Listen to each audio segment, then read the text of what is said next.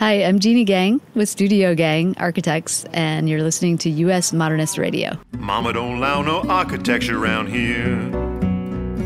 Mama don't allow no architecture around here.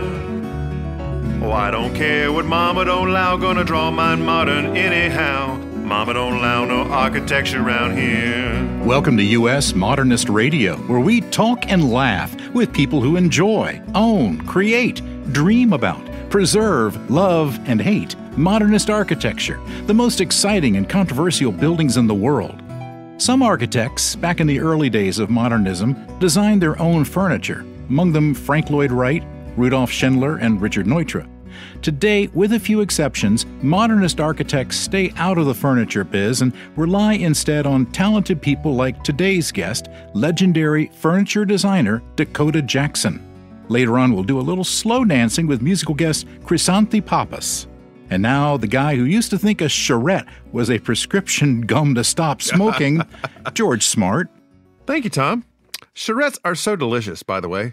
Just pop a few in and those smoking urges go right away. My favorite flavor is spearmint. Just kidding. A charrette is a structure for discussing proposed building design, a mix of a focus group and brainstorming to create interesting alternatives. Just another example that architecture language, like any profession, can be full of some nonsensical jargon. In the past, we've talked about fenestration, for example, which sounds like a somewhat unpleasant medical procedure, but it means the arrangement of windows and doors on a building. Not too invasive. But it would be better to call it windows and doors. As reported by architectural record editor Stephen Clement some 30 years ago, and still true today, architects are mostly oblivious to telling facts plainly to their clients, to the public, and to others who would love to learn more about what they do. It's one of the last priesthoods, and even the religious priesthoods, in whatever flavor of worship you choose, are much more verbally accessible. Catholics got out of the all-Latin services 60 years ago, but architecture still likes to speak in tongues. Stephen Clement cited an invitation he got once from Rice University.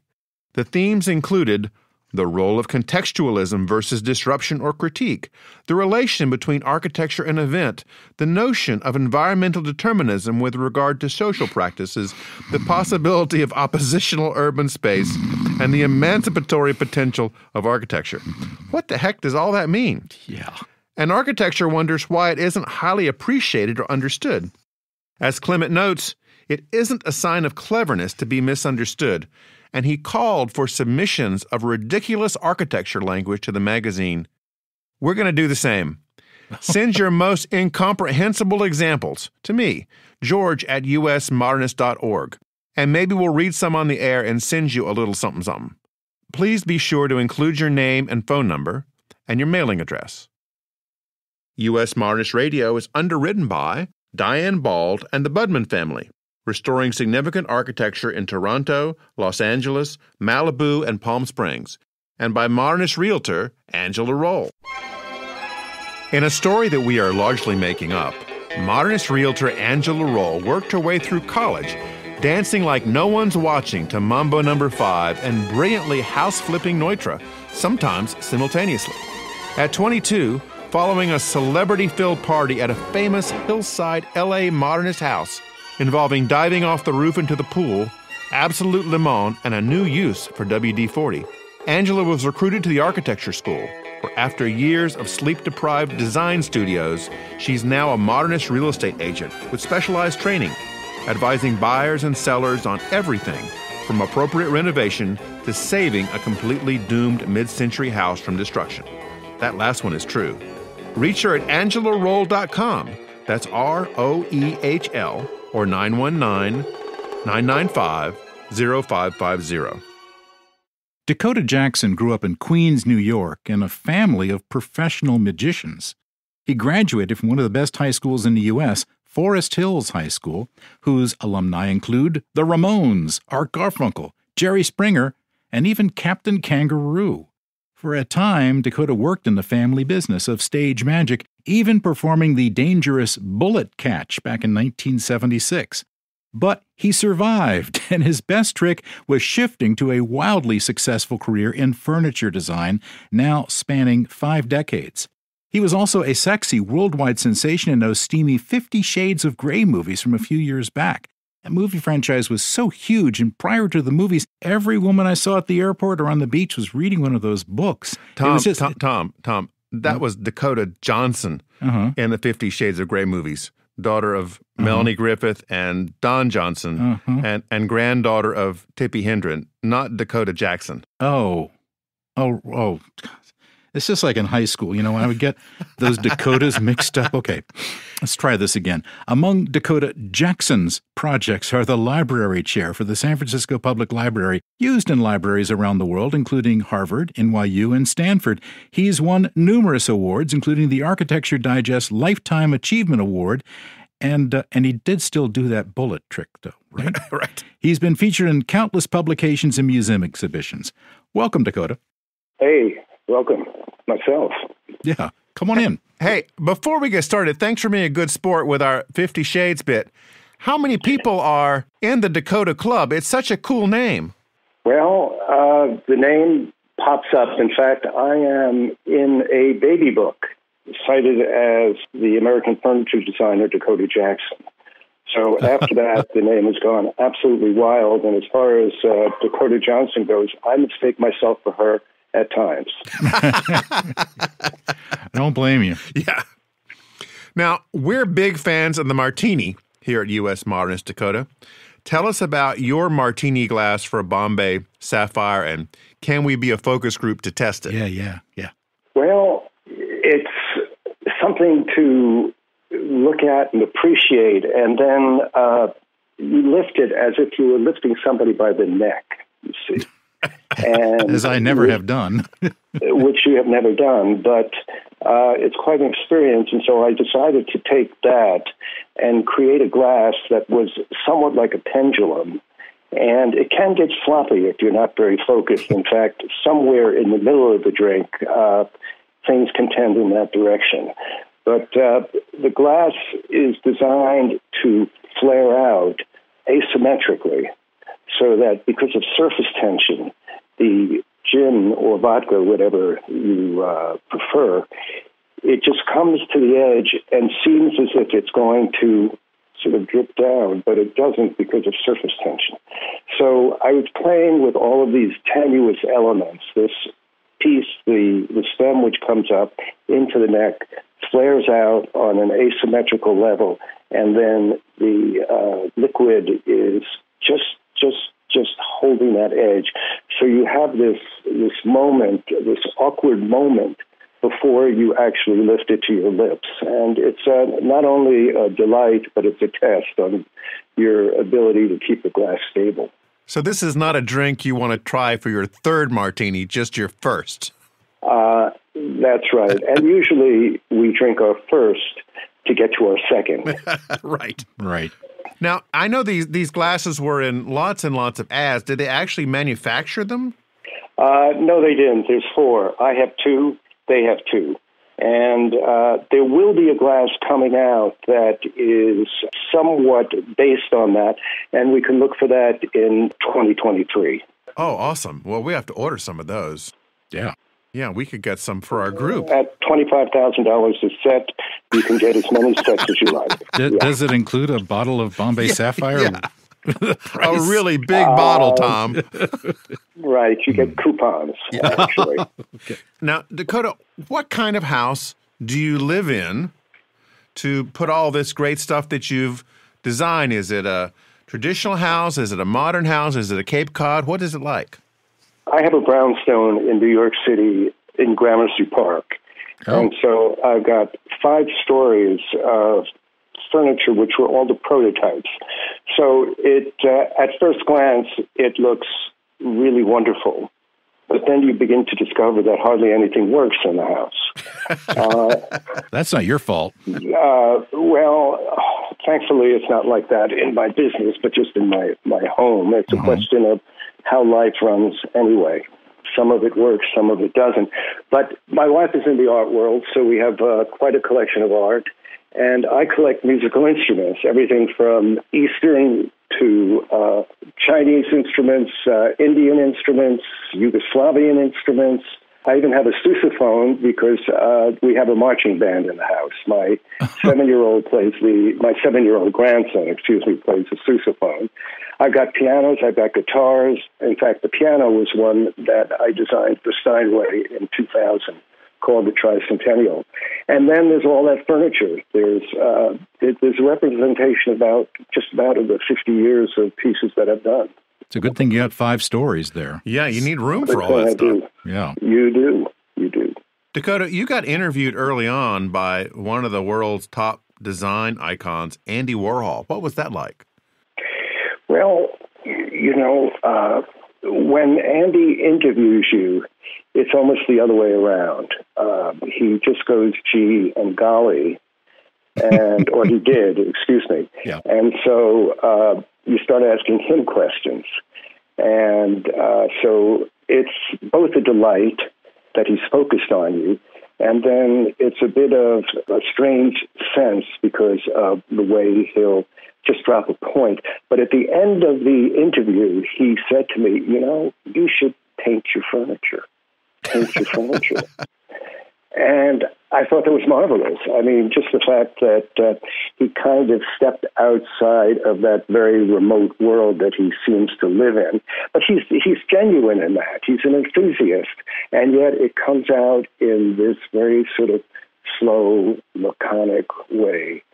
And the fact that he did give enough thought to what I was doing to suggest a future step in my work, I actually took his advice and I turned out a collection called the Wonder Series, New Wonders of the World. And it was based on Wonder Bread, actually.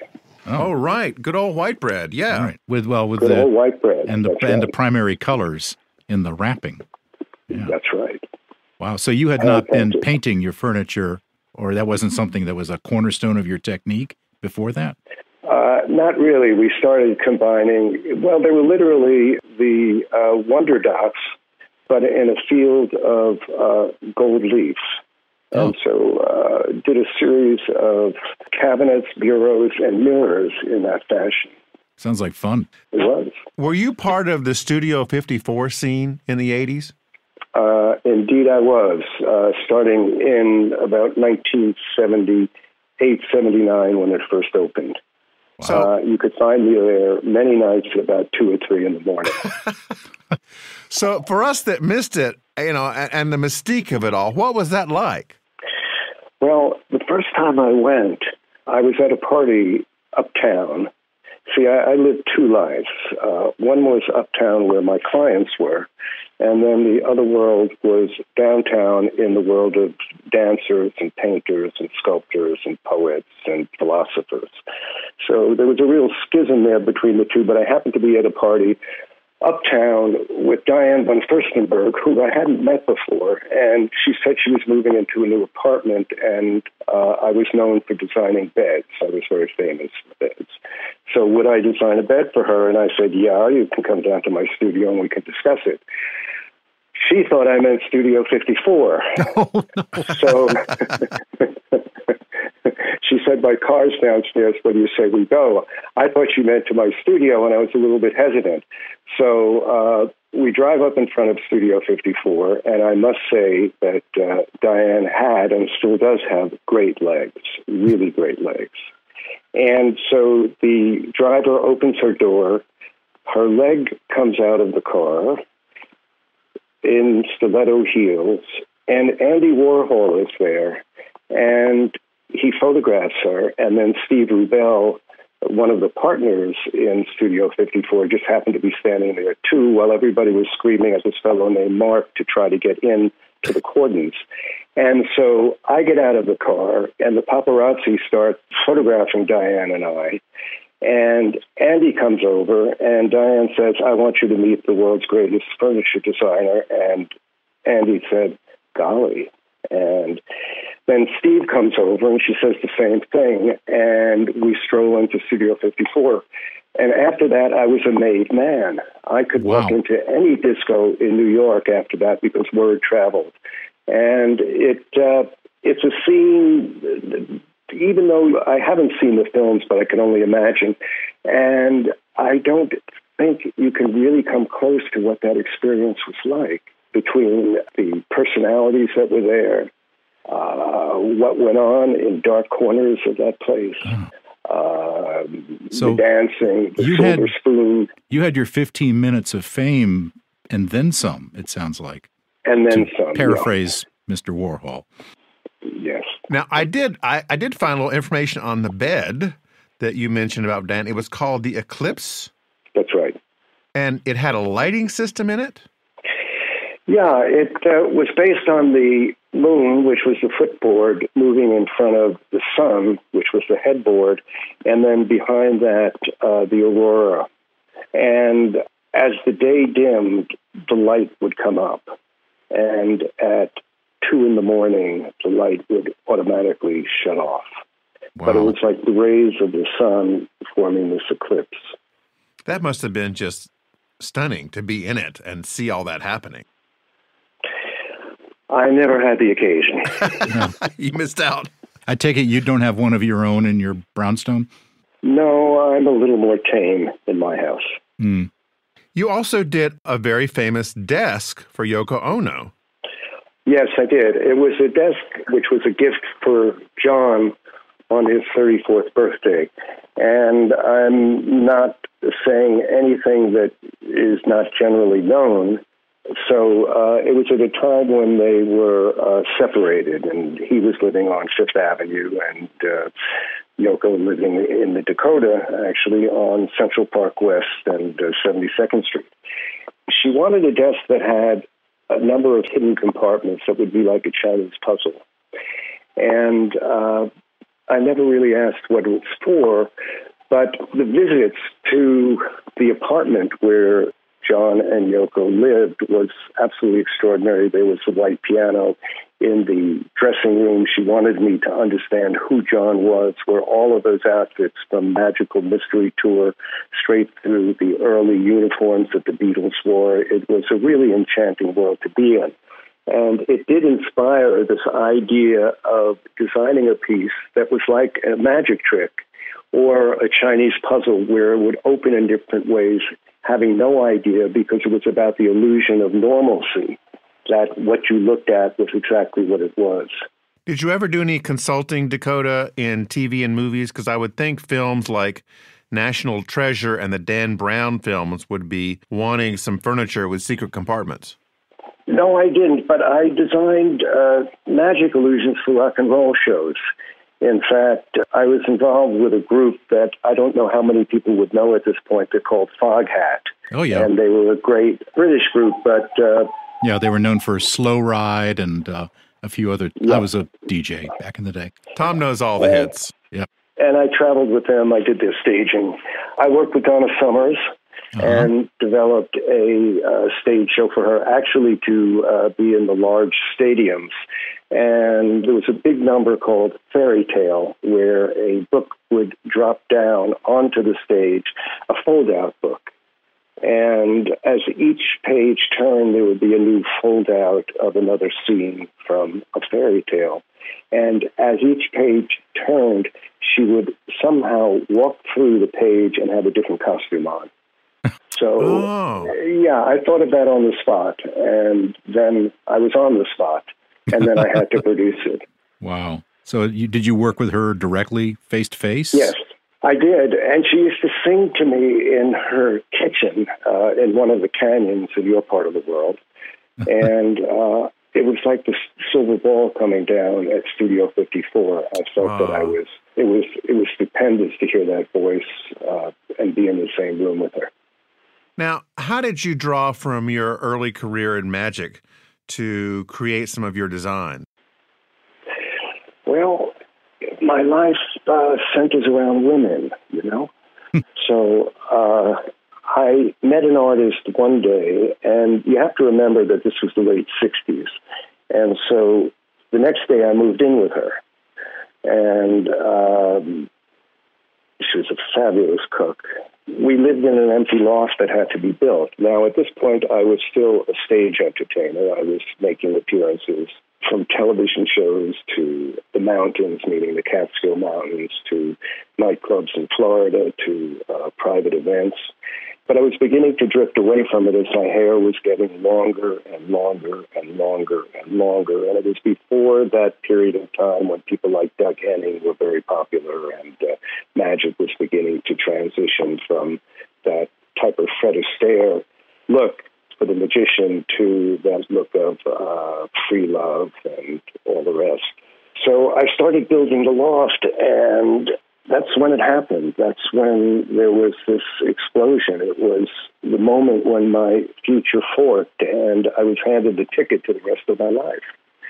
I found that as a magician, I was talented, but as a builder, I was extremely gifted. And so I very quickly transitioned into a builder of wonders, which was a combination of magic and design.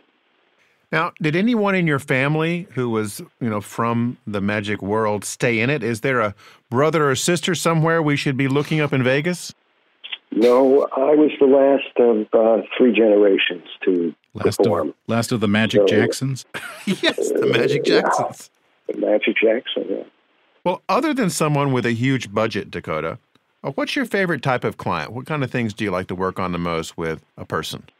I've been very lucky and very charmed that when people come to me, they come because of what I do. And some of that is to present to them things that they could have never imagined. And so right from the start, I have enthusiasts. And I have a long tradition of my work behind me. So anyone who's got the courage and is willing, and I guess the funds to do it, steps forward, and they're always delightful relationships. They've learned from me, I've learned from them. But over the years, I've established a business we have perhaps thousands of clients at this point, and I don't meet them all. And I've developed collections. And so much of what's done now are through the collections. But in the early years, it was people like, once again, Diane von Furstenberg, or Jan Wenner, who started Rolling Stone, or Lorne Michaels, who is Saturday Night Live, yep. and on and on and on. And those professional relationships turned into personal relationships, and you can only imagine what it was like to be hanging around with these people. It wasn't until fairly recently, though, that you started your own store in L.A. Well, it's a Build Back Better situation, okay. Actually. I had started in L.A. in 1986. I was represented by others. And then in 1997, I opened my first showroom. And somewhere in the period ensuing 2007, 2008, I decided to take a break from L.A. because I was getting involved with other areas, and that was in the cruise ship industry, and also my relationship that was developing at a very fast pace with Steinway Piano. So it wasn't until 2019, just before COVID hit, that I opened a new showroom, and then it was closed down. I closed it and have reemerged again this fall. And so we're just getting into the swing of things again, and it's, as I said, a Build Back Better situation. It's a really beautiful space. I've got new collections in there. I'm very excited about it. I love L.A. And where is it in L.A.? It's in the Pacific Design Center on Melrose and San Vicente. Okay. And one of these collections you have in there is the chess collection? I have the chess collection, that's right. What is that all about? Well, it's, in a funny way, related to the martini glass. I'm fascinated with the way chess pieces have evolved over the centuries, and to this very, very simple form, and the way the shaft comes up into the neck, and that delicate point again, and how you lift these pieces. And I look to find that same delicate moment in a series of tables, occasional tables, dining tables, coffee tables, that have this, it's almost ephemeral. It's a combination of being there, having mass, but at the same time having this very elegant, slim form that's coming up and opening up like a flower to create the surfaces. I imagine there's some of that same kind of ephemeral feeling when you're designing pianos with Steinway? Well, it's just the opposite. You've got an instrument there that's over 300 years old.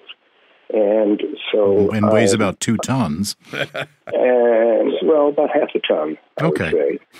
Yeah, I mean, it's not the kind of instrument you're going to carry around on your back, certainly. So it's a weighty instrument, and that's what makes it quite interesting, because when you think of the relationship between the musician and other instruments, the guitar, the violin, the bass fiddle. In fact, I have a long tradition with the bass fiddle for other reasons. But these are instruments, in a way you're right about ephemeral, because these are instruments that your body wraps around, that you unfold. The piano is different. The piano creates this challenge of intimacy because you have only one point of contact, which is the keyboard. And that's the point at which the musician makes contact with the piano. And the range of sound that the piano can generate, from the tiniest whisper, which can be heard in a concert hall, to this booming sound. And so all of these elements go into thinking about the design. How do you create...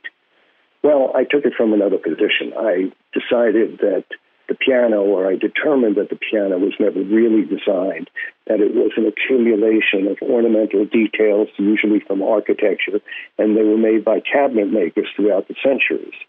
So it never got to that point until the very early in the 20th century, almost in line with, but never quite absolutely at the same level as the beginning of the industrial design period, which we have seen all the way through the 20th century.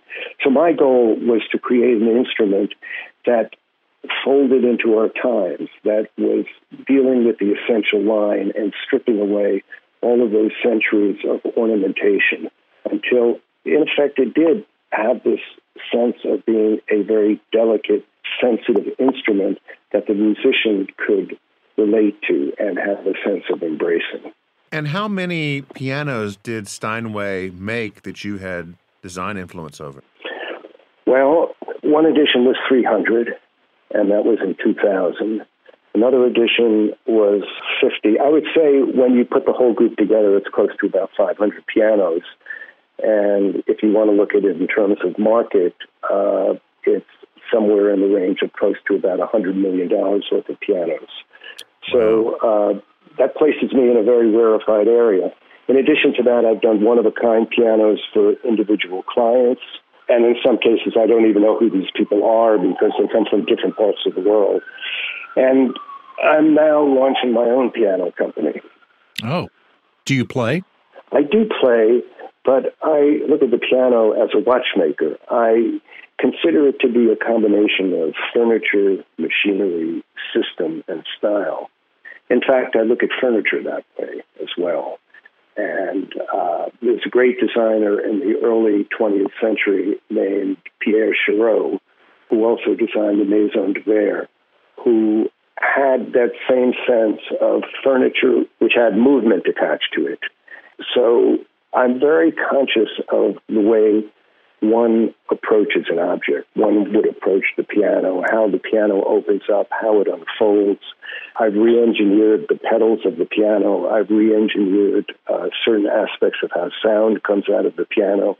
In every area, I've looked to have an impact on what it looks like, how it sounds, what the musician hears, how he engages with it. And it's similar to a watch in that sense. Well, on the opposite end of the spectrum, Dakota, are you going to have like a Michael Graves phase where we're going to be able to buy a martini glass at Target for $9? No. Okay, that was a quick answer. Because, I'll buy a dozen. I'll buy a dozen, Dakota. Come on. I wish I could do that. But that's not my field. Okay. There are areas in institutional furniture, like the library chair, which you mentioned before, where there are tens of thousands, maybe 100,000 chairs. I like designing for the people, but or not for the people, for the landscape that we live in. But there's a very distinct difference. I'm not attracted to that area of the market because it's too much about compromise. And it's too much about a kind of forced commercialism that I think more like an artist. I think more in that sense of how one refines, directs a particular vision over the years. And I've never merged well in terms of the mass production market. Well, if you ever go in that direction, we'd like to be first in line. I'll be the first one to call you. Please You'll be do. the first one I call, excuse me, the other way around. Yeah. Please do. Dakota, thank you so much for spending time with us. Your career is just fascinating, and the amazing range of work and the thoughtfulness and the care that you put into everything you've done is outstanding. Well, thank you very much.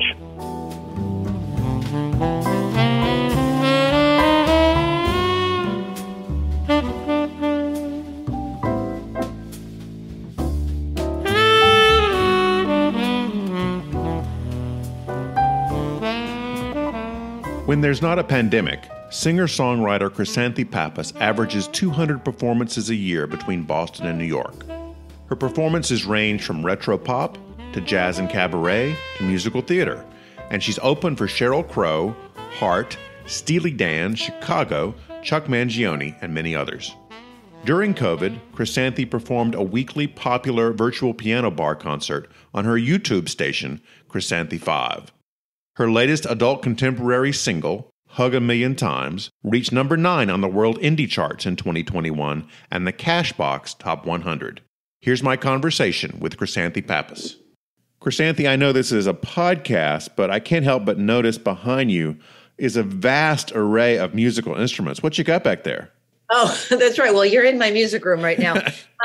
Let's see. Over here is my drum set and bongos right there. Bongos, and then yeah. behind that are on the wall are hanging a mandolin, a guitarlele, which is half guitar, half ukulele, and then an acoustic ukulele and an electric ukulele. And then behind me is my piano. You can't really see it because I'm blocking it, but a digital piano. I have a grand piano in the other room, but this is kind of my workstation where I rehearse with my band and, write out arrangements. And I think that's all about all that's visible right now. So, like a lot of musicians, you really burrowed in during the pandemic. Absolutely. I mean, we had no other choice. All my gigs were canceled within, I think, a couple of days. It was just crazy, getting those phone calls where we're canceling this, we're canceling that. And it was in March, 2 years ago. And I had 14 gigs that March, and all of them were canceled within a couple of days. And then, we all thought it was going to be 2 weeks, right? And then then it became a month, and then it became 2 months, and then it became forever. Then everything was wiped out. So yes, that is absolutely true. I remember a particular Thursday when everybody called to cancel the speaking engagements that I was going to do. And it was like being on the end of a, suicide hotline or something. It's like, I'm so sorry, but we just have to cancel. I know. It was unbelievable. I guess in some ways it kind of gave me this freedom to know that things can be canceled, because up until then I had never, ever canceled a gig or canceled anything because I take my commitment seriously. But when the whole world shut down, it was like, okay, I guess things can go on without, entertainment. Well, you did something about it. You started a series of popular virtual concerts, I guess, that's right. From this very room? No, I filmed that in the other room where my grand piano is. Okay. So, yeah, that started, so March 20th was the first date we did that. So now things have been shut down for about a week at that point. And I thought, I just had the need to connect with my audience and just kind of do a free concert. So I hooked up my computer. I went on YouTube Live and figured out how to do it. This was before I had any kind of musical interface or anything. I was just singing into the room, using the little pinhole microphone on my computer and playing piano. And I had a link to my song list if people wanted to make requests. And I didn't know how long I was going to perform, but it ended up being 2 hours. Anyway, then people started sending me tips, and it was just insane. I couldn't believe it. It was so nice. And then people were like, can you please do this again? So I said, okay. So I did it the following Friday, thinking that would be it, just those 2 weeks. Well, then, of course, as we just said, the pandemic continued. Then I started looking into the technical, well, how can I make this better? So I got a musical interface so that now the sound goes directly into a much better soundboard. And then it goes directly from there into the computer. So the sound is much better. So anyway, 2 years later, it's an every Friday night show. It's still happening and people are still supporting it. And I'm making a living from it. It's crazy. It's crazy. Well, thank you so much for doing it. I know it's been comforting for so many people. And me too. It's really just been this wonderful cycle of people are happy I'm doing it. I'm happy people are watching. It's really wonderful. So, and I mean, all because of the pandemic. It's kind of hard to believe that a pandemic could bring upon something like that, but it did. Probably for you too, right? Oh, sure. It kept us off the streets, that's for sure.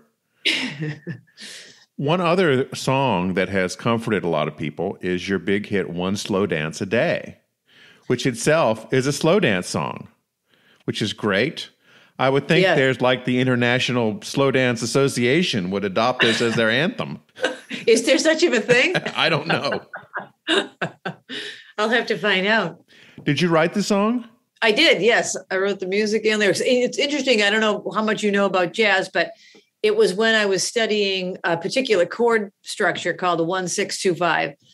And it's very popular in jazz. And I was just playing around with it. And I thought, I could probably write a song on a 1-6-2-5.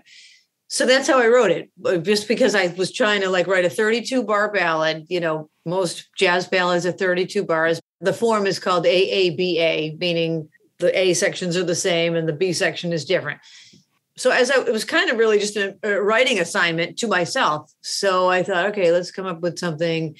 The musical part was the assignment. And then the lyrics, I thought, well, okay, now I have to write something from my heart about the lyrics. So One Slow Dance a Day is something that I practice, or actually now it's become kind of one slow dance a week.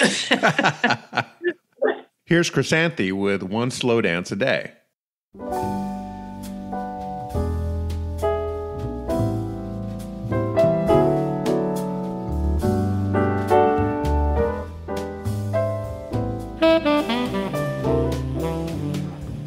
One slow dance a day.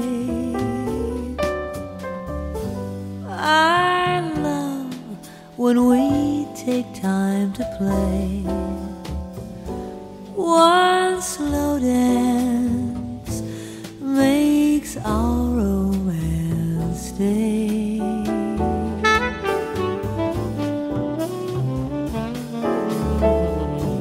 Lunch at a cafe. Come get me and take me away.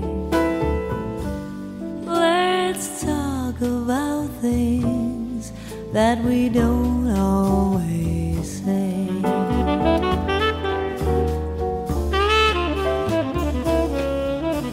We rush in the door, fly across the floor just to grab the ringing phone.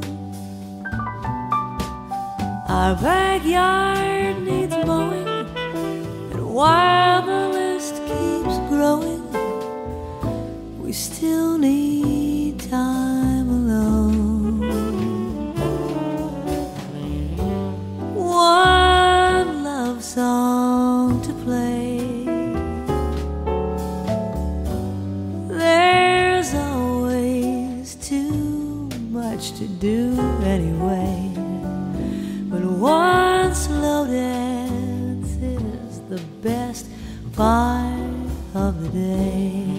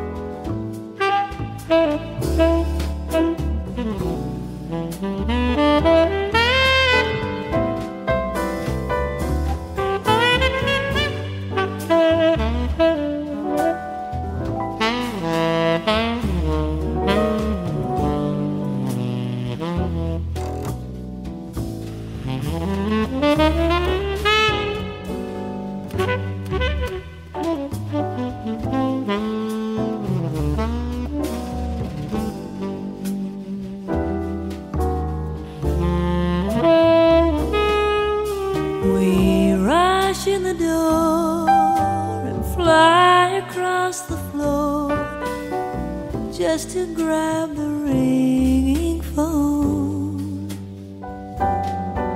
Our backyard needs mowing, and while the list keeps growing, we still need time alone. One love song to play. There's always too much to do anyway, but one slow dance is the best part of the day. At the end of the day, at the end of our day.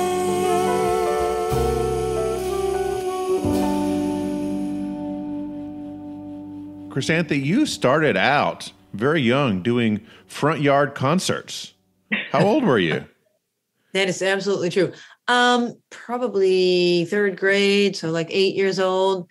You know, I like to perform in front of people, and I didn't really have an opportunity to do that yet. So I lived on a busy street with a lot of traffic. And where was this? What town? In Brockton, Massachusetts. Brockton, Mass. Okay. Yep. It's a small city, but definitely a busy city. And so we lived on a very busy street, and we were 5 houses from the stoplight. And so there was always traffic backed up, waiting for the red light to turn green, and just traffic sitting. So I would just sing the same song because the audience would change every time the light turned green. That whole group would leave, and now I had a new group. And I would just, stand on the front lawn, and most people wouldn't even look at me. They were like, who is this child over here? It was pretty funny, but I did do that. And then after that, I sang in my backyard. My dad built me a little cement stage, and that I wrote a song called My Backyard, and it talks all about how I used to sing in my backyard. Now, you whizzed past that. A cement stage? That's pretty permanent. Yeah, I know. In fact, I was just in Brockton recently, and I thought, I bet that cement stage is still there. You can't move it. Well, actually, it was part of our driveway. My parents were having the driveway repaved. And so there were these big cement blocks that were part of the original driveway that they were ripping up. And my dad said to the movers, before you just throw those out, can I take one of those blocks and make a stage for my daughter? So they brought them out into the backyard and put them on 2 stones. So there's 2 stones underneath it, and then the big cement block. It's probably about 4 feet wide, I guess. Yeah. And he also put some poles into the ground to pretend like microphones. Yeah, it was just me and the trees and the birds, and I had a great time. This next song was written by Richard Carpenter, lyrics by Frank Puller, and was originally recorded in 1970 by the Carpenters. If there hadn't been the word Christmas in it, it probably would have gone on to be one of the great romantic songs of the 1970s.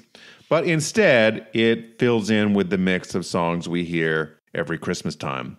I like it a lot because when you play it off Christmas, like in the summer or the fall, you really hear how great a song it is. Here's Krisanthi with Merry Christmas, Darling. Greeting cards have all been sent. The Christmas rush is through,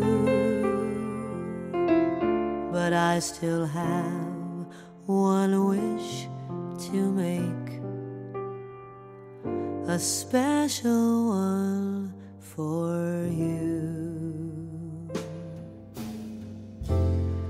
Merry Christmas, darling. We're apart, that's true, but I can dream, and in my dream I'm Christmasing with you. Holidays are joyful, there's always something new, but every day holiday when I'm near to you. The lights on my tray, I wish you could see. I wish it every day. The logs on the fire fill me with desire to see you and to say that I wish you Merry Christmas, Happy New Year too. I've just one wish on this Christmas Eve. I wish I were with you.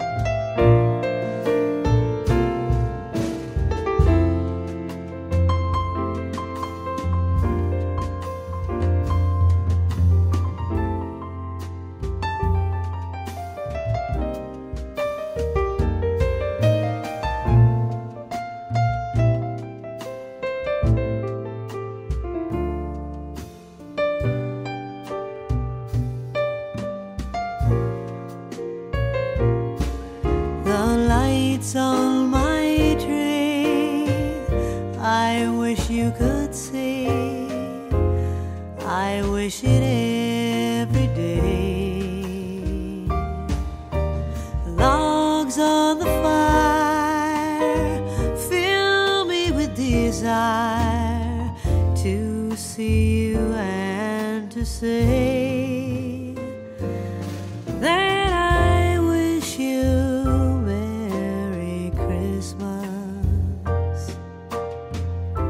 Happy New Year too. I've just one wish on this Christmas Eve. I wish I were with you. I wish I were with you.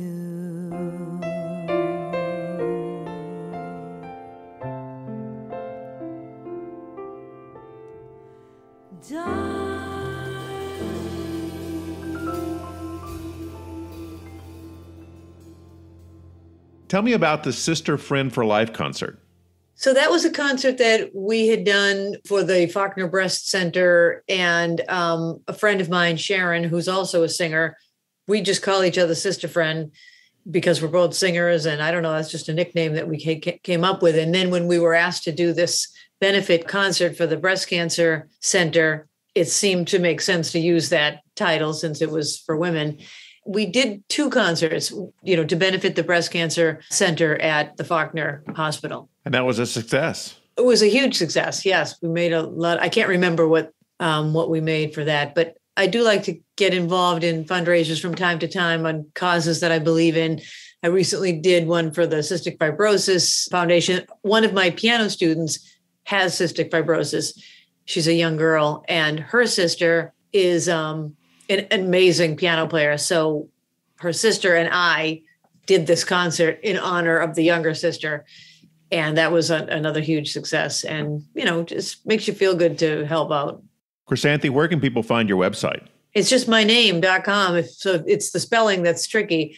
So it's with a K, Krisanthi, Krisanthi.com. Okay. Well, thanks so much for joining us. Thank you so much for having me. It was a pleasure. Thanks for listening. U.S. Modernist Radio is underwritten by Diane Bald and the Budman family, restoring significant architecture in Toronto, Los Angeles, Malibu, and Palm Springs. And by Modernist realtor Angela Roll. Okay, Tom, take us out. Visit usmodernist.org's massive archives to listen to past shows, discover documentation of 15,000 significant modernist houses, and access 4 million pages of classic 20th century architecture magazines. U.S. Modernist Radio is produced by Soundtracks Recording Studios in Raleigh, North Carolina. Our theme song is performed by George Smart and Robinson Earl. Order in the court! Rogue archivist Carrie Cesarino is the Judge Judy of modernism, researching guests while adjudicating architecture disputes via email. U.S. Modernist Radio is a production of Modernist Archive Incorporated, a nonprofit educational archive for the documentation, preservation, and promotion of modernist residential design. I'm Tom Guild. George and I'll be back soon with another magically designed edition of U.S. Modernist Radio, full of delicious and aromatic charrettes, fresh out of the oven. And if you eat too many, you'll need a fenestration.